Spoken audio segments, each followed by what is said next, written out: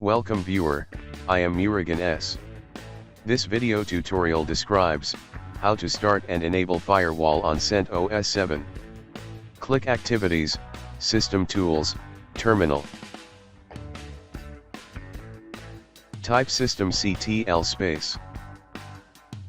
Enable space. Firewall. Type password.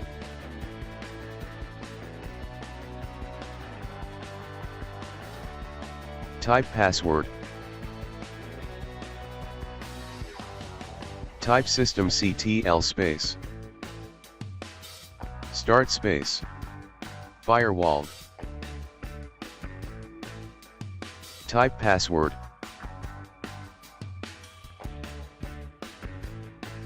Type systemctl space. Status space. Firewall. Firewall started successfully.